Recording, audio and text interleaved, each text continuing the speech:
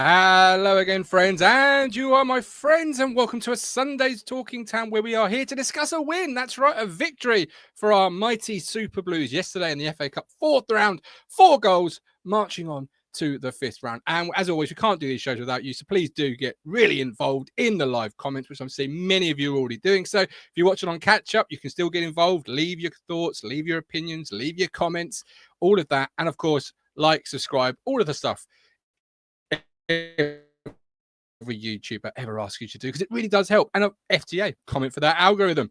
Billy Otten Dalton says ITFC into round 5 for the first time since 2007 when they lost at 1-0 to Watford. Colin should be issuing vouchers out for the fans yesterday, just like we used to do in the 70s of future FA Cup ties. I really believe in that system, and old school but fair and effective. But weren't the travelling fans loud? They were absolutely brilliant. It really came across on the box. Dub Chef, even if they give out more tickets, I think we'd fill those seats. We fill every seat, don't we? We're an absolutely brilliant travelling fan base. And don't forget, we are partnered with the East Anglian Air Ambulance. If you want to help save lives and have the chance to win £1,000 every week, which who doesn't say yes to both those questions, play the East Anglian Air Ambulance Lottery. By playing from just £1 each week, you're helping to keep their yellow helicopters flying. The East Anglian Air Ambulance Lottery creates 18 winners every week with a price range from £50 to £1,000, over 18s only. T's and C's apply. Link in our description. Please gamble responsibly. Lynn says, am I feeling better? I'm feeling a little bit better today, actually. Yeah, a good sleep always sorts it out. Joining me is Mr. Matthew Phillips. Welcome, Matt. How are you? Well, good, thanks. Do you want to tell everyone why we're late? It was Avery related, wasn't it? Okay, so as most viewers know, if you're new, you probably learned this for the first time. I keep and breed budgerigars, have done since I was 12. And I was in the aviary this morning, and I have a huge box of old seed, which is mixed, because the birds don't eat the seed. They pick out their favorites. They discard the ones they don't like. So you've got to clean it. You've got to, they are very picky, budgerigars. So you've got to clean it. So I put it through the machine this morning, and I was cleaning 2 litres of old seed, and it took longer than I expected. So apologies on the 10-minute delay. There we go. That's why. You've got to get this out of the way, haven't you? Because it's a big evening for you tonight, isn't it? Super Bowl.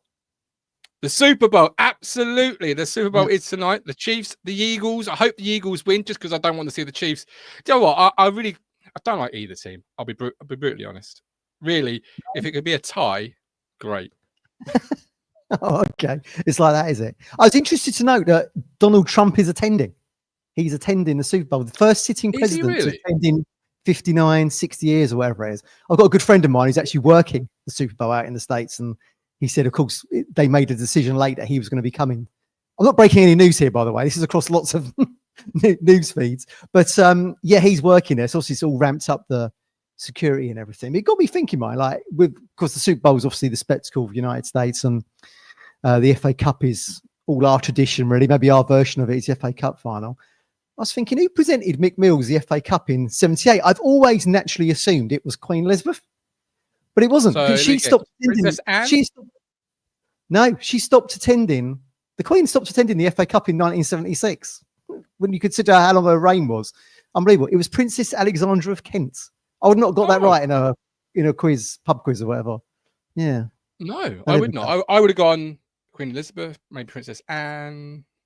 Margaret. Prince no, William not Anne, can't be Anne. Princess Margaret. I'm thinking of. Yeah. As president of the FA, I guess that's his thing. But can't say I'm too familiar with Princess Alexandra, but there we go. Presumably, Donald's not going to present the trophy, is he? He just attends it. The NFL present it themselves, don't they? Probably Roger Goodall, the commissioner of the NFL. Get the Don out there. Get him presenting. Yeah, get it. If he could, he probably would. Let's be brutally honest. But we are through to the FA Cup 5th round. Let's unpack yesterday's victory, a great victory, some great days for some players that probably desperately needed it. Let's start with the one who may have needed it the most. Jack Clark had a fantastic game, Matt. What did you make of his performance yesterday?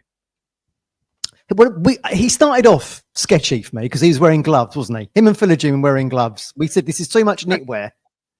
And in what kind of temperatures should it be to be wearing gloves? And it was like, what was it, 5 or 6 degrees at Coventry? I Googled it. It was 5 degrees in Coventry, according to Google. I would have been wearing gloves if I was a spectator, but maybe not as a player. But they turned out to be magic gloves because both ended up scoring. And Clark got the the performance that we've all been hoping he would get. I mean, he obviously scored against Bristol Rovers and then gets the brace yesterday. So brilliant for confidence, because everyone wants to see him do well. But therein lies the problem, doesn't it? And I suppose, and the result is an illustration of this, is that we're just too good against, I don't know, a championship side pushing for playoffs. Yeah, we're not good enough in the Premier League. And I guess that it kind of describes Jack Clarke's career at Town at the moment. And he's just hasn't hit the mark in the Premier League games, has he? But looked fantastic yesterday. That's the goal. Yeah, no, he looked brilliant yesterday. Yeah, I mean, it would do him well to confidence, wasn't it? I mean, they were two great strikes. I mean, going back to the first, I mean, I couldn't believe we got a penalty after 20 seconds. Do you remember he was lamenting that we couldn't get a penalty at all up until, what was it, Chelsea, wasn't it? It was a great start, and even to score from their kickoff as well, which was a bit of a mad one. But I mean, big shout out for another Jack Taylor, because he actually puts the ball through, I think, from the breakaway for the counter off for the kickoff to Hirst, who obviously tried to set up Szmodics for the pen. And I think it's a Taylor ball through to Hirst again that set it up Clarke for his strikes. I mean, they might have gone under the radar a little bit for Jack Taylor yesterday. But yeah, brilliant to see Jack Clarke. That's the Jack Clarke we've signed, isn't it? Those two finishes. He's clearly we all knew he's clearly a very talented player. You know, got lots of ability. That's why he was signed, because he was that player in the championship, and against a championship side who played a lot of their first team players, he stood out again. That's why he earned the move. So when you're thinking to yourself, okay, next year, if we do go down, you know, you've got a fantastic player that you can utilize. One of the things he really did, and again, you know, it's championship opposition and they played their strong team, so you've got to respect that, is he really looked more comfortable in that inside 10 left role. You know, he arrived as a winger, chalk on his boots, and he's sort of been adapted, if you like, through this season to play at inside 10. But yesterday, he looked so much more comfortable in that role, which can only be good things for Ipswich Town under McKenna in the system we play, even for this season alone. You know, he's got some great confidence from yesterday. We saw after the scenes where everyone's pushing him forward, O'Shea, Greaves and Kieran Slicker. He needed that. He needed that moment with the fans. He needed that performance on the pitch to ignite. He almost had it at Fulham when he hits the post. And to sum up Ipswich Town's season, only Town this year could probably hit the post and then concede 60 seconds later. That's where we've been this year. But for him as a man, him as a player, he needed that. And the second goal, or his first goal particularly, it's quality. You know, shifts with the right, dummies with the left. You ain't saving it. Put two keepers in. That's the Jack Clarke we all signed. So I'm so happy for him and so impressed, and also excited about what it can mean moving forward. And does it mean, Matt, that is it time for him to have a little bit of a run in the team with the musical chairs of that front three behind the lap, where no one really is standing forward and saying, you know, this is my shirt, wrestle it off me. You know, with not, you know, Broadheads look good. Jack Clarke looked good yesterday, yes, against championship sides, but you only get momentum by playing. And does that put him in that 10 role for next Saturday, do you think? I'll give you even money. He won't even play next Saturday. This is Kieran McKenna team selections, isn't it? That's probably the truth. But I'm asking you, do you think there's a valid argument now for him to get that? Yeah, I think it should do. I mean, what else can you? I mean, other than scoring a hat trick, I mean, it was a great display. And you know, you go on some of the apps where they've given the match scores out, and he's getting close to 10, which is tremendous. I mean, we've seen highs and lows of him, haven't we? I mean, obviously yesterday's his his season high and career high with Town, I guess. If only, if the biggest word in the world, if is only 2 letters. If only he could have, I don't know, scored that one against Everton, for example, when he sends it into the North Stand. I mean, who knows what that might have been a catalyst for? But he's certainly given himself a shout to play on the left-hand side, which probably is at the detriment of Philogene. Even though he scored yesterday, he didn't look comfortable in that on the right-hand side to me. And as our friend from Hull, Joe, said, he's predominantly a left-sided player. I mean, so you can't play Clarke and Philogene together because they're combining for the same role. So one's got to be a fish out of water, and it was Philogene yesterday. I mean, look, he wasn't great in the first half, Philogene, was he, particularly? I'm glad he got a goal, and it was nice to see all the players run over and celebrate with him. You know, new player in now, still finding his feet, you know, as a part of the team spirit and everything. So that was great to see. But yeah, who knows with McKenna? Who will be that 3? Certainly seems like Szmodics won't feature next week. Sadly off, so. was Yeah, it no, and yeah, minutes? you do know McKenna. You know, set of balls 3, Guinevere is the draw, and that's what it feels Yeah. like. Anyway, banger after banger. DMB says hopefully that will give Clark a big confidence boost. Fair play to Clark, says Trevor Ramos, but you don't get that space in the Premier League. That's and Paul true. P, only thing I would say is he doesn't get that much time and This space is in the the Premier issue. League. Which is, Yeah. We're now judging. Yeah, we're now judging Clark against an inferior opposition, really, albeit one that's trying to get into the playoffs. And up until the Leeds game in the week, had won 4 on the bounce, I suppose. I wasn't a fan of that Coventry kit yesterday. You couldn't even see the numbers on the back, could you? All the names. No, It's but like it's for a fantastic cause. No, but it's for a fantastic yeah. cause. Charity-wise, yes, absolutely. But sometimes you've got to do that ahead of being able to see the team, the player name or whatever, you know. Commentator's nightmare, I'd imagine. I think they've done pretty well. But yeah, it was for 2 local charities, wasn't it? So that was Coventry's 4th kit of the season. Yeah. But yeah. And I looked into what it was supporting. It was two fantastic causes. Zoe's Place was one.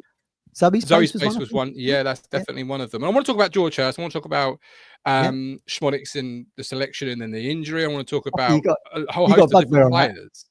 I have. But first, I want to sort of tap into that Jayden Philogene conversation a little bit more because, you know, you say he didn't look comfortable on the right. No. He's if unless I'm wrong, he may have played a little bit on the left at Anfield, but he's played predominantly on the right since he arrived. Last week at home, was he on the right? I'm thinking he was. From memory, they did stick him out there against Southampton, didn't they? Yeah, he did. He ended the game over on that side for sure. You needed a right-hand side player. Then Ciso went to the left. Do you remember? Yeah. So has he really? And I know you're telling me he's looking uncomfortable, but has he really been brought in for that right-hand side? Will that be the position Philogene occupies throughout the rest of this season? Who knows? We still don't really know what McKenna has seen in him to chase him for a year plus. I mean, we've said this on previous shows. No one's actually asked the question. I'd love to know what he sees in Philogene to bring that they would want to pay, I think, more than Amari Hutchinson's fee. So a club record fee to bring him in. I mean, certainly if you had to select any players yesterday, you'd have thought Jack Clark was the record fee of everyone who was playing yesterday. Certainly Philogene didn't look it. I mean, look, you want him to do well, but I mean, he overhits that pass, doesn't he, in the first half to Broadhead, I think it was, which, you know, you don't want to be seeing that. Obviously, you want everything to flow a little bit. I don't know. Yeah, it just seems like a fish out of water to me there. But I mean, we don't really know what his criteria, remit, objectives in the side are because no one's really asked him. And I've not seen an interview with McKenna that says he brings X, Y, and Z to the side, and this is what he's going to bring into the final 14 games. But I mean, at least he scored a goal and it was a nice little finish, albeit fairly simple, but does, again, like Clark, does wonders for confidence, doesn't it? And he'll want to play against Villa next week, I would have thought.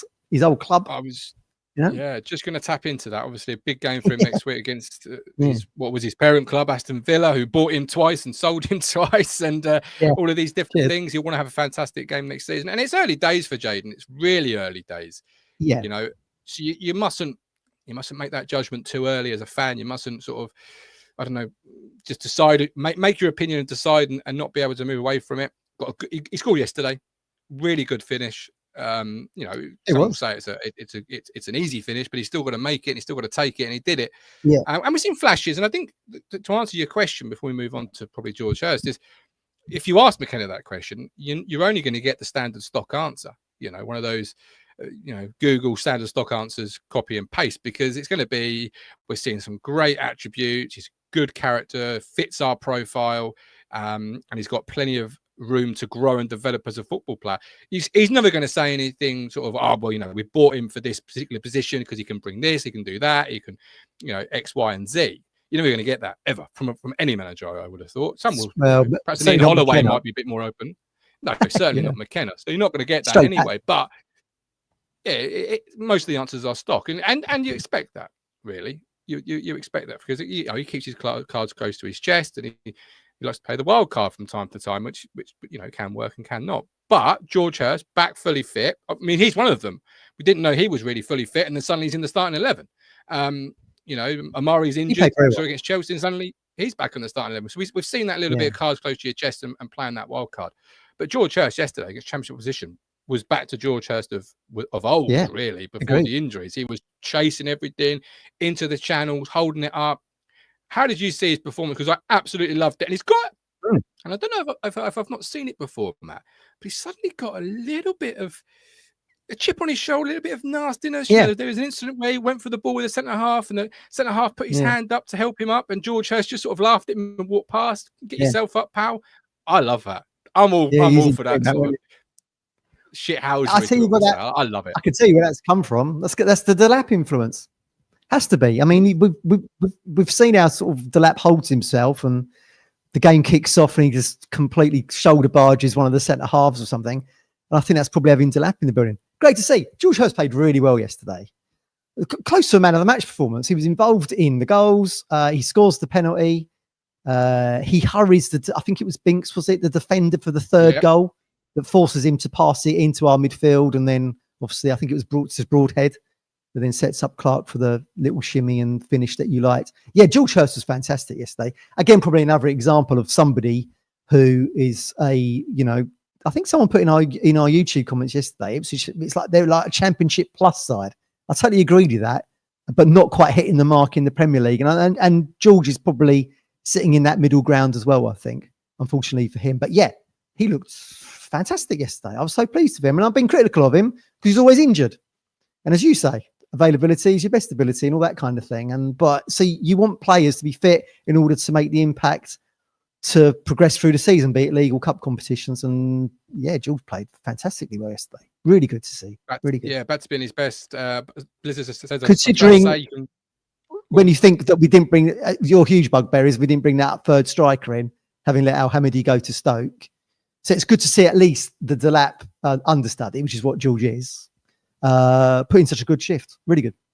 Yeah, and because we didn't bring that extra striker in, every time he did go down, my heart was in my mouth, and I think until the end of the season, and it's mathematically impossible for us to to stay up. I think my heart will always be in my mouth every time a Delap or a Hirst hits the deck, because you think, if one of them gets an injury, we're kind of snookered a little bit. It limits the options. It makes makeshift players such as Szmodics, who sadly is injured, but have to go up front, etc. Blizzard said, I was about to say, you can really see some Delap in Hursty now. It's brilliant. Whereas Lee says heard it before. Delap arrived. Barnsley springs to mind. He had that Tony Mowbray quote yesterday, that vibe, George Hirst, where Tony Mowbray said, go out, something along the lines of go out there, enjoy it, remember you're the best player in the school ground, and play with a smile on your face, or something along those lines. I didn't hear the quote directly. It was something that West Brom fan Chris told us on the Alex Palmer show, and he had that yesterday where every time the camera showed him, he had a huge smile on his face. It was playing like a schoolboy in the playground, charging around, making tackles, setting things going. He was just beaming, and as a fan, you love that when players look like they're really enjoying what it's work, but ultimately enjoying what they love, the game of football. And he had that in buckets yesterday, Matt. Love it. Yeah, he did. Probably because the stakes weren't so high. It's a slight diversion from the Premier League. Something a little bit different to the Southampton defeat last week. Yeah, there was probably a little bit more freedom. You're playing aside from the championships to the level below. It was great to see. I mean, take that attitude into the Premier League. I mean, I know it's difficult to say that because games are every week and, we're in the relegation zone. But yeah, there was definitely a kind of attitude shift there, wasn't it? It didn't seem so tense. Well, you're 3-1 up at half time. It don't need to be, does it? I guess.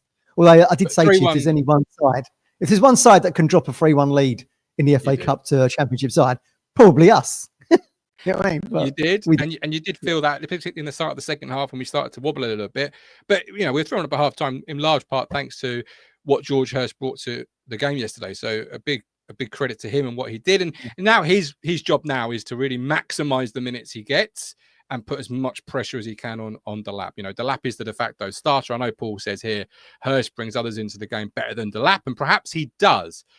But Delap is the de facto starter. He's earned that through the course of the season. He's going to be the player we sell for big money in the summer. George Hirst's role now is to really put as much pressure as he can on him by maximising the minutes. And if he does that, that's going to be great for Ipswich Town Football Club, because it means he's done everything he can, and he scored some goals off the bench, because that's really going to be his role moving forward, isn't it? You might see him start the odd game, but Delap is the de facto starter. That's never going to change, you would have thought. No, I don't think so. I mean, people were having kittens when Delap come on, wasn't it? Like yesterday. I mean, they're not made, as people have said, Broadhead or whoever, made of biscuits. I mean, these are big lads. I mean, you can easily get, if you've made a biscuit, you can easily get injured in training as you could in games. Do you know what I mean? So I feel like Ipswich fans cotton ball the players a little bit too much, really. And we'll get to that with Szmodics in a second. Well, let's do it now. Let's do it now. Let's have that conversation now. Martin thinks Szmodics shouldn't have been playing yesterday in case he gets injured in a game, which means he's not available for Villa. Well, in theory, you're correct, because he's probably not going to be available for Villa now. But by the same token, he's returning from injury. Coventry seems a good idea to give him a run out to get him back to fitness, because what's he missed? 5-6 games? He's missed a period of matches, hasn't he? So it seemed like the perfect run out. But yeah, he has got injured, and he's only lasted 20 minutes. But this is their job, though. It's their job to play football games. They are professional footballers. But yeah, I mean, your theory is correct, because he does get injured. He only lasts 20 minutes. I mean, I would say we might not have got that penalty early doors if it hadn't been for the kind of typical Szmodics run, wasn't it? The brick chewer, you like to call him, right? It always makes me chuckle that. He gets sent flying. Yeah, but he's now probably not going to feature against Villa. I mean, would he have featured against Villa anyway, given now we've seen Jack Clark play really well on the left, and Szmodics was only playing because Szmodics was cup tied, I would suggest. Well, yeah, there's an argument now you're putting Ciso in that, Szmodics wouldn't have started the game against Villa anyway. But he's got 4 goals in this Premier League season where it's been really hard for us to score goals. So those 4 goals, too.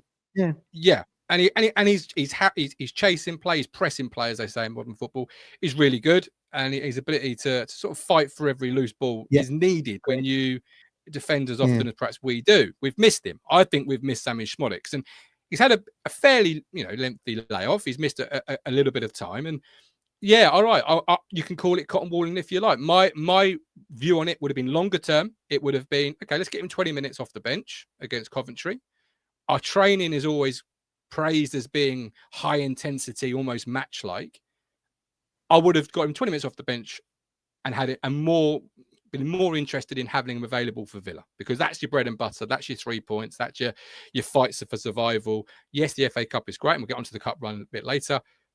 That would have been my view on it. So it was really, really heartbreaking for me to see him go down, get injured, and then sadly go off, because I love Sammy Szmodics. I think he's and it's just really heartbreaking. And there's no right or wrong answer with it.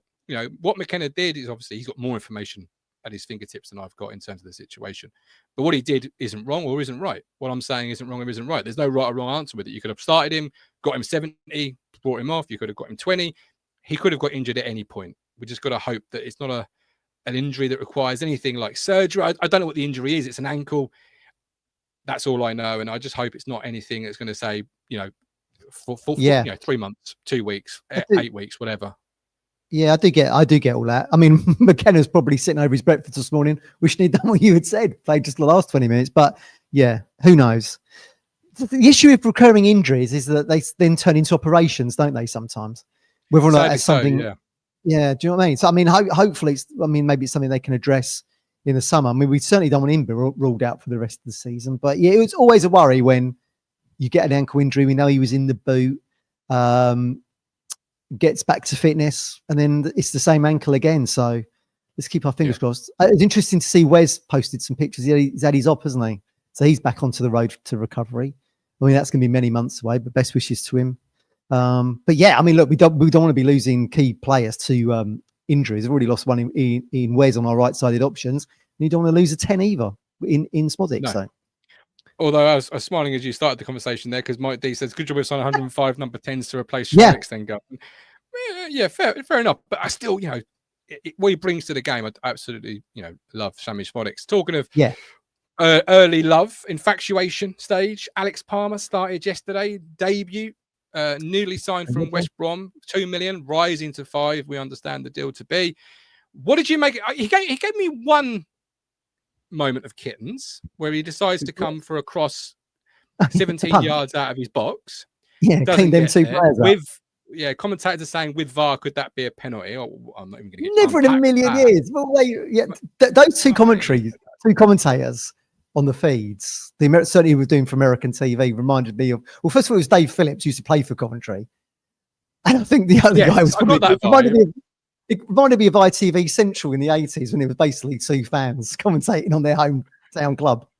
That was never a penalty in a million years. I mean, when have you ever seen a keeper actually claim the ball by punching it and taking two players out? It's just part and parcel, isn't it?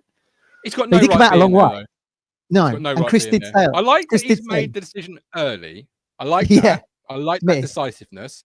Yeah. Just don't like the decision. So, Alex, next time, stay at home. That's all I'm asking. Chris did say that he would come out and punch the ball, didn't he? Exactly what he did. But did you feel more confident with him in goal than Muric and Walton? It grew. Obviously, you start at a base of 0, don't you? Because you don't know the goalkeeper. You've seen highlights, but highlights can make Aaron Drinnan look good. Let's be brutally fair. But it started at a base of 0 and it grew throughout the game. He made some really key stops. He made some great saves, some key stops. His command of the box was good that moment. His command is showing command of the area. He's just, perhaps a little bit far out of his area. And his distribution, wow. Some of his balls, diagonal balls, which I saw in the pre-season with Muric, I think is what we were trying to get going. We talked about in the pre-season, particularly when Muric came in, that diagonal outlet, that ball into the 10s, but beyond the press. We knew teams were going to press us and stop us playing that way. Yeah, because McKenna knew, and I think most fans knew, coming into the Premier League season, our ability to play at the back would be really hampered because Premier League teams are great at their press. So the way out of it is the ball into the 10s via the diagonal and the goalkeeper. Now, it hasn't really worked out with Muric in terms of distribution out, but yesterday Palmer was showing some, for me, good distribution. So my confidence in him is high. I'd start him against Villa. There's not even a conversation to be had, but I'm not McKenna. How about you? How's your confidence and what do you think about long term? The irony, of course, is that Muric gets dropped and a new keeper brought in after we had said his distribution against Southampton was pretty good. It just it just cost us a couple of goals, didn't he? Albeit maybe one goal. Yeah. Well, goals don't count, do they? According to the Frank Lampard quotes, where he said if you take the goals away, it was an even game. I'm going to use that and everything. If you take away my outgoings, I'm very rich. Yeah. What is he saying? He should get into public relations. That was a good spin there from Frank. Yeah. You should get into the crackers that you get at Christmas because they're great. If you take away the presents, whatever, what have you got? I don't know. Anyway, on to Palmer. Yeah. Palmer's here to be number one. He wouldn't have signed for us. He wouldn't have left West Bromwich Albion as their number one. I think they said on the commentary he's played something like 78, 80 games back to back for West Brom. So that place was cemented for him in the Championship. We've given him a chance to come to play in the Premier League. He's barring injury, he's going to be number one moving forward. I've seen Muric wasn't on the bench yesterday. Slicker they took him out the firing line, and Slicker was on the bench there. I thought Palmer played really well. His distribution was better than I had thought. Let's see how that is in the cut and thrust of a Premier League campaign. Remember, he's against opposition that he's used to playing against. Let's see what he's like against Villa and Spurs. Should he play in those games, which I expect he will. Yeah, he made some good saves. I think he had 5 saves, 3 inside the box and stuff. Really good. And let's see what happens when they bring O'Shea back into the fold, a player that he's played with numerous times before and knows really well. There was players there yesterday he's played with, like Connor Townsend, for example. Thanks to our West Bromwich Albion connections. Let's see. That'd be interesting to see when O'Shea comes back in next week and Palmer's got him in front of him. But it's a tough game to go into, isn't it, Villa? It's going to be difficult. Get on with it. Right? Yeah. It's their job. Well, it's their job.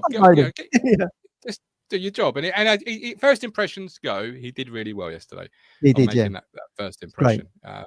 He saved everything he should save, made some good saves that you could, and didn't make any mistakes, which after this season, most Town fans are sort of sat in their seats, I don't know, almost, anticipating a little bit, it feels like. So it was a good first impression. Let's put it that way. Blizzard said, I think Palmer looked really solid yesterday. Obviously, he just arrived, but I've got confidence in him. Didn't look shy to get stuck in and command.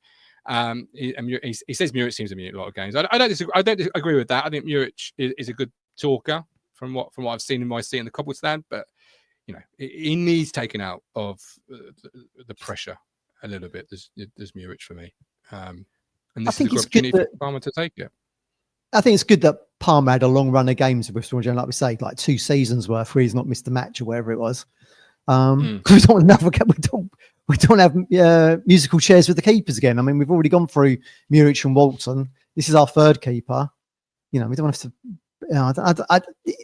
For me, Palmer has to stay number one if we're to try and stay in this division. I think moving forward. I mean, they've said Walton's going to be out for 8-10 weeks or something. I mean, that's a good portion of the season left, considering we're in February, that would take you into end of April, and the season ends in end of May, doesn't it? So it's Palmer's shirt moving forward, 100%. Yeah, I agree.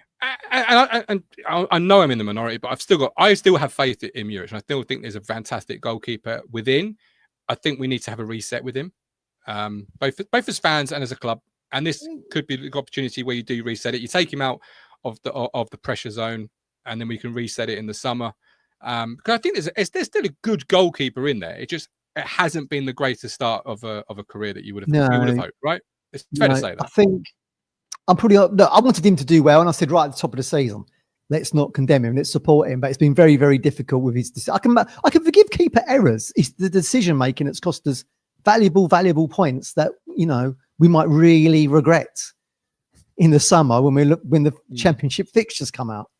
I would be very surprised if Muric plays for Ipswich again, but that's just my take. I would imagine probably he'd get a move into Europe or something, and I'd wish him well. I love when his distribution's on point, like it was against Southampton and in some of the pre-season games. He looks really good, but you can't get away from the fact that he has, sadly, for us as fans and for him as an individual, has cost us games. And we want nothing more than be in the Premier League next season. And you could maybe pinpoint down at the end of the campaign to think, bloody hell, if we hadn't done X, Y, and Z, you'd be having Man City, Liverpool back at Portman Road instead of bleeding Wickham or Birmingham or whatever. But that's the thing with and I don't obviously don't waste too much time on this. It's sort of a conversation that's been, I know, hammered home to death. But it didn't start well for Muric. He got injured. His first game was Man City. And that's never easy, regardless of how good you are or how good things go. And of course, there was a few mistakes in that game. And then, of course, it's sort of flatlined from there a little bit. He needs to be. He may be a confidence player, and next year, if the championship goes as well as people think it might go, should we get relegated, you could have a different goalkeeper the next time you enter the Premier League. With a good 46 games under his belt, confidence, and everything else. It just it started low, and of course it's a struggle from there to really. You never know how the context of all these things are going to change. I mean, who would have thought when Haladki signed and then was left out by Cook and Walton brought in that we'd all be sitting here a couple of years, 2-3 years later going, well, Haladki could have played in the Premier League for Town. I mean, you'd never have thought that would be a conversation. So you never know, but I don't know. I hope it's perception, though, Matt, isn't it? It's also perception. If the lad doesn't hit the bar against Brighton and scores, we win 1-0. People are raving about Muric keeping us in that game. There's a couple of games this season where that fine margin could have gone the other way, and then the perception of the player sort of changes a little bit. It's because the only time we've really spoken about him is when, sadly, we've been beaten, because we've been beaten more times than not this year. So there's still a good goalkeeper in there. I really like him, and I think there's a future for him, but we'll see how things play out. Fingers crossed for him anyway, regardless, either or. Fingers crossed for his future career anyway. He's only 26 or whatever. He's still got a long way in the game to go. No, and the defending in front of me has not been that great either. But look, talking about future. FA Cup 5th round. Who do you fancy? Who do you want? Do you want a Man City? Do you want to see Man City again? I'm quite happy to never see Man City ever again, quite frankly. Until next year, obviously, when playing twice. Yeah, would only be 2 games from Wembley, with the semi-finals there. 5th and 6th rounds, your quarter-final, and then you're into the series. I don't know. Sometimes who's in it? Do you know who's in it? Yeah, read them out. If people don't know. Read them out, yeah. All right, hang on. Just going to read them out. Just reloading the article I was reading before we went live. Okay, you've got Man United, Man City, Millwall, Bournemouth, Preston, Burnley, Cardiff, Fulham, Newcastle, who has a great FA Cup tie yesterday, by the way. Newcastle, was very good. Birmingham. Yeah. Right, although that was a goal. Although, sorry, it wasn't a goal. It was awarded a goal, but it wasn't. Brighton, weird that. Blackburn or Wolves, Plymouth or Liverpool, Villa or Tottenham. Who do you? Well, I'd hope to get Football League opposition again, because because if yesterday was the blueprint, gives us a really opportunity. And remember, it was one of my big bugbears since Talking Town's died. We've never played at New Wembley, have we? Town. We're one of 4 clubs. It's us. Still won't. It's us. Blackburn, Colchester. Might be another one in there. I know Crawley didn't got there. So we might be 3 of the 92 that haven't played there. So I'd love to. Well, it'd be fantastic, wouldn't it, to take this show to Wembley? Yeah. So yes, hopefully it'll be a Football League opposition. It always makes me chuckle sometimes in a completely random draw that sometimes you play a side that you're playing the following week. So if Palace are to beat Doncaster, it could be them, couldn't it? Because I think the 5th round's March the 1st, and we've got them March the 8th. So that wouldn't surprise me either. But hopefully, Football League opposition to give us the biggest chance for the fan base to go to Wembley. And what a day out it would be! It'd be fantastic. You're right. Because if I scroll past the advert, I hate adverts in articles, but there we go. It's Doncaster, Palace, Exeter, Forest, also the last 4 teams. So you are right. You are. But you know what? If I could pick it, I would go Preston, Cardiff, or Millwall, and I would have 2 of the 3 teams I just mentioned play each other to set up a nice next tie for you. Yeah, you know, it's in the lap of the gods. Just do what Millwall did a couple of years ago, where you almost seemingly beat EFL teams to get. Yeah, well, Millwall got to the final, didn't they? Before New Wembley was open again. Played Man United, didn't they? Got done 3-0. Dennis Wise playing manager in the middle of the park. I can't remember their exact route, but it feels like their route was almost like EFL teams and. The semi-final was 2 championship. I think it was them and Sunderland, I think, when Sunderland were in the championship. Yeah. So it was 2. So you was guaranteed a Football League side in there. I think that's correct. Let's wait and see. Let's see what the beauty of the draw brings to the table. I think it's on the One show tomorrow, Monday night.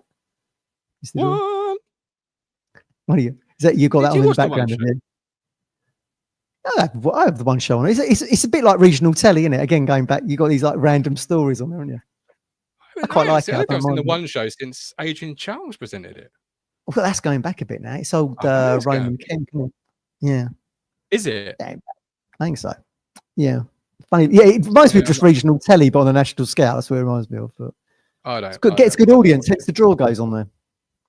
Yeah. All right. Fair play. Anybody else you want to talk about from yesterday? Does anybody else sort of? We mentioned him at the start. I thought Jack Taylor was instrumental in like a couple of the goals, be it the pre-assists, your favourite stat. It was good to see him get a bit of a run out. Longo got a cameo, didn't he? That crunching tackle right at the end. Even at 4-1, he goes in for that 50-50 right at the very end. Didn't see it. I was up here preparing for the match reaction show. Didn't see that. Exactly. What did you think? What did you think of Townsend in the left back role? We'd predicted that he would probably get the start, didn't we? I do like Townsend. I think he's a very good defender, actually, but arguably he's probably a better defender than Davis. I just think, even though his delivery is good, it's not Davis, is it? I mean, and Leaf has been superb for us in his Town career. I think he gives you a bit of a set piece for it, Townsend, but it's a noticeable drop off. Maybe the quality of the crosses yesterday coming in from the left side than what Davis would ordinarily give you. But if Leaf was to be sold, it's got me thinking. If Leaf was to be sold in the summer, no. Would you start Townsend as number 1 left back next season? No, you're not having that now. Even though that's a division he knows really well from his time at West Brom and that. He never did anything wrong. He never does anything wrong, seemingly. It's always a steady Eddie performance. He's a McCarthy safe pair of hands style of player, isn't he? Townsend. That's what he reminds me of. Yeah, he's like J-Tab. You just solid 6 or 7 every single week. Yeah. You'll get limited thrills, but you'll get no scares. It feels like with Townsend. But one thing I really know, you might get the quality delivery, but one thing I really noticed playing him instead of Davis is you miss that threat. Davis brings a huge amount of threat from the left back position in terms of his runs, his ability to obviously put a ball in, but also have a shot. And you sort of just miss that. And no problem with Townsend being your number 2 at any point of any season, be it this one or next, in whatever league. But as your number 1, not quite sure. I'd like somebody who can offer the same as Leaf, particularly if McKenna is still the manager, which is open to discussion among the fans. We have it every day on our Discord, seemingly. But if he is, and we know how much McKenna obviously wants that threat from left back, he doesn't really give you that. No, they brought the kid in from Chelsea, haven't they? The 18-year-old, is it Boniface? Who's supposed to be very good. Yeah, he's supposed to be a very good prospect, but obviously a bit green at the moment, and he's going to be floating around the 21s. But that'd be interesting if we were to get relegated. We've not he'd come into the fold somehow. Yeah, interesting debate, but And if we remember back to what Chris told us about Townsend, if this is memory now, so I'm trying to remember exactly what he said, but didn't say something along the lines of over a 46-game season, he was starting to perhaps fade. In form, maybe. I remember him saying that he was more of just that kind of steady Eddie, as we're saying here, left back rather. I might be wrong in remembering that. That might be my own interpretation of. Because I wasn't on that show. I was listening from a balcony in Lanzarote, so that might be the sangria and the warm air while I'm listening to you two talking more than what actually was said. I'd have to go back and check. But it would be obviously be 46 games you'd be playing as your number 1 in your scenario. That's a long season. Yeah. Boniface says, Dubchef says, maybe brought in to replace Davis, but eventually move on. Up to Townsend and take the spot first. Colin says, Ed Sheeran would love it at Wembley. Just imagine the media. Yeah, you're right there, Colin. Yeah, absolutely. Yeah. I think it's up to McKenna and Ashton and the recruitment team to find the next Leif Davis. I mean, who would have thought when he signed for us, having been on those loan spells at Bournemouth and then he was at Leeds, who would have thought we'd see the trajectory of him now? So, I mean, the thing is to find the next Leif Davis, I guess, if Leif was to leave. I mean, still a question mark over that, of course. Maybe he's just a sellable asset, isn't he? Sellable asset, high in chance creation. But are other elements of his game Premier League ready? That's a really interesting one. I'm really, if we get, I don't want to get relegated. If we get relegated, it's hard to see players leave, as somebody says in the chat. That's an interesting one to sort of monitor over the summer if we do get relegated. Because a large part of me thinks he won't go. Well, I mean, look, people have like floated on Discord. Oh, we could end up going to Newcastle. He's not going to shift out Lewis Hall from the side. I mean, he would be playing second fiddle to him because he's now just made his England debut, isn't he? So he'd have to go somewhere where you probably think he's going to be a starting left back. I mean, who knows? Once the dominoes start flipping in the Premier League in the summer transfer window, a left back option could come up if he saw it. And he's under contract. So, I mean, wasn't that long ago he signed a new contract, was it? So Ipswich would get top dollar for him. But of course, then if Town do start the campaign in the Championship, who was instrumental to us in the back-to-back? Leif Davis and the assists. So you're losing now, aren't you? Straight off the bat. Yeah, absolutely. So it's an interesting one to watch. But we'll obviously discuss Villa on Wednesday. So join us on Wednesday for our match preview. Don't forget we are partnered with the Stowmarket Osteopaths. Give Freddie a call, 01449 613 633. Don't live life in pain. Freddie's the governor there. Tell him the governor from Talking Town has said you. I'm going there tomorrow. Can't wait. That's 01449 613 633. Now, in closing, I just want to talk about our set pieces. Can we talk about set pieces in closing? Yesterday we conceded one. Yeah, you're not a fan of zonal marking, right? I'm not particularly bothered about zonal marking. I'm just bothered about how little threat we offer from set pieces and how, yesterday Coventry seemed to have some joy against us. But let's just sort of, colour in the edges of this, because I've not been a fan of our set pieces all season long. So it's a running thing on this show, isn't it? Can we talk about set pieces? I'm not a fan. What again? I think that's the only drawback to yesterday, wasn't it? We actually conceded a really soft goal against a team that's floating around mid-table, albeit just outside the top 6 points-wise in the Championship. It was a really soft goal to give away. And it's interesting, isn't it, with the zonal marking system, you're in theory marking space and trying to predict runs, aren't you? Which we obviously failed to do because they've scored from it. And as the commentators rightly said on the commentary, you've got a defender on the post there that doesn't go in. Go in. So it's risky, isn't it? The worry is, of course, Town give away a corner at Villa next week. If Coventry can score like that against us, then you've got to think an elite Premier League side playing in the Champions League will also be able to do it.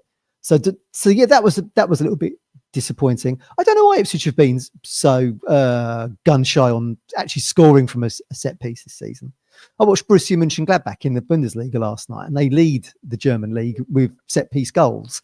Yeah. I was thinking, I wonder if McKenna's watching the tape of them to see what they're doing in order to then they're pushing for Europe, Borussia, to leapfrog oversides because they're winning games through the corners or the free kick delivery or whatever it might be, and the defense scoring in the box and all that kind of thing. It seems a long time ago, doesn't it, since we used to get, like, was it Berra, Chambers, Tommy Smith under McCarthy? We were real threats from corners, weren't we? Yep. I mean, our defenders were sharing goals amongst them, weren't they? They were. That seems like a long time ago, and actually it was. So, I mean, but I don't know how they addressed that mid-campaign. Not sure. It'd be one for the summer, I guess. It's the total lack of creativity in our set pieces, attacking. I mean, defensively, we've done fairly well this year. Statistics will tell you. Yes. So yesterday's conceding, what disappointing is probably an anonymous. I can't even say the word. Is a rarity. I'll go for that one instead. I can say that. Yeah. I can say that one. It was disappointing. Yeah. I think the mix of zonal and man is it's not really a problem to me. I don't mind that. You have 4 players in zone, the rest on man, and you go from there. It's more just attacking. Do you, when we get a set piece, be it a free kick or a corner, do you have supreme confidence this is going to be something special. I haven't had that this year. No, not really. Those I are mean, free moments. They're not money moments. Yeah. They're not like, oh, you need a Cole Palmer. Yeah, they're great to have, but Yeah, they're also free moments where, you know, creativity can, and you've seen teams be creative. You saw it yesterday in the cup a couple of times where, you know, they set up into 2 pods and then they mix in the middle on their run up and you try and lose a man. Just, I don't often see creativity, and I want it from our new set piece coach, Mark Hudson. Give me the creativity. We've gone full circle a little bit, because you might recall McKenna's first full season with us. He said we didn't have enough threat from corners, did we? And they quickly addressed that, didn't they? Because I think on the opening day of the season, we actually against Bolton, I think it was actually, yeah, Leif Davis' debut. Talking about that earlier. The 1-1 game, I think it was Evans, wasn't it, who scored from the corner, and we was like, oh my god, we scored from a corner. And now again, we've gone back to being gun shy a little bit with those. I certainly think Chaplin was instrumental in scoring from set pieces, wasn't he? Just because of the runs he makes in and around the box. That was creativity. That was creative. Yes. That was clearly something you'd seen that they've worked on in training, lifted and taken into the game, you know. And you can always put your money on it, you know. Towards the back end of the season, Sunderland springs to mind, where we get a free kick, and you kind of know this is going to the smallest player on the field in Connor Chaplin from Leif Davis, and this is going to be a goal. But it was creative. It was something they clearly worked on. They won against it with Preston or Hull early in the season, where it falls to Chaplin in a volley, and he you know, he hammers it in. Keeper can't even see it, let alone save it. Have not had that same creativity, despite bringing in a set piece coach, which is where I've been all season long, banging the drum. You know, where is it? Let's have it. But we don't get it. Yeah, no, I totally agree with you. And if you go back to the kind of like the criteria that McKenna had set out for promotion was to score more from set pieces, surely the same applies in the relegation battle of the Premier League. Like you say, the chance is where Ipswich have been a little bit, and I've said it before, been toothless in games this season, and our stats bear that out in some fixtures. If you get a corner, free kick or whatever around the box, you've got to take your chance. But even, you know, I think the last 3 home games, was it one corner against Southampton, 4 against Manchester City, and 1 against Brighton. So, you know, those chances have been few and far between, you know. So I don't know what the answer is to that. Again, I don't think that's going to change too much mid-season against quality teams. Something they're going to have to try and address in time. It isn't something you need to. It isn't. But you say that, but it is something you can address. It because we know they devote a large proportion of time to it. Every club does. You know, you take your allocated hours in the week, and you will assign a good proportion of the percentage of time you spend on the training ground to your set pieces. You just need to, you know, it just needs whatever you've got in that creative playbook, to nick an NFL term. He needs to bring it out. You know, he needs to throw it all out there and say, this is what we're going to do. Get as creative as you can with it, because you're not hitting gold with it. So you might as well get really creative with it. And if it looks stupid and don't work, at least you tried something, right? At least you had them all lined up in a train like Gareth Southgate, and you think, what on earth are they doing here? You know, that then begs begs the question then, doesn't it, that before the set piece coach Hudson came in, was it the players that were actually being the creative force behind some of these? And I don't know, spending an hour after training coming up with these ideas, and then suddenly you've got the set piece coaches come in, and that seems to have gone down the drain a little bit. So I mean, it'd be interesting to see what inspired that in the first place and why it's disappeared. But one for the press conference, maybe. One for the press conference, yeah. But yeah, it's always time. There's still a lot of games left. You could wow me on Saturday, Mr. Hudson, with 4 players darting to the near post from the opposite end of the 18-yard box, and then reverse it on the other side. Villa defenders looking confused. What's going on here? Not seen this before. Bang, 1-0. When O'Shea signed, as Chris said, and even in his career, his one season, I think he had as at Burnley, he was scoring from corners, because I think he had either 3 or 4 goals, and the same with assists from a threat in the box, from a free kick or a corner. So we do have the personnel. When I'm saying, you know, the days of Chambers, Berra, Tommy Smith scoring headers from corners at Pullman Road seems to have gone. We do actually have someone in Dara O'Shea who's done that already in the Premier League. So yeah, it feels like we're being underutilised there. I would agree. We've come close, but you don't get any points for coming close. You only get points for actually achieving it. Paul says the local press don't like questions like that, Matt. Unfortunately, I'm not even getting into that conversation as we close. I didn't realise. Don't forget, if you become a YouTube member, $4.99, you can cancel at any point, but you do get access to our Discord where lots of conversations happen around the football club, life in general, sports, food, anything you want to talk about really on there, with very little moderation, as people will tell you, because I'm the moderator. Although I've been on there more recently, to be fair. I'm sticking to my New Year's resolution. Beard was doing it. I thought ITFC Beard was going to help you on the moderation. He's too busy cooking up culinary delights. Michelin star grubby. Yeah. You know, but I made a New Year's resolution to be on there more often, and I'm on there. So if you want to come and chat more ITFC with a great community, join us. There's also going to be a few Discord only shows coming up, which I'm working on. So that's something a little bit of a perk. Would have been one yesterday, but I didn't feel too great. But we're done for now. We are back on Wednesday. Join us then. But until then, this man here has been Matthew Phillips. I have been your host. Hit the like, subscribe, and we'll catch you Wednesday. Until then, stay well, stay happy, and God bless you all. Take care. Bye.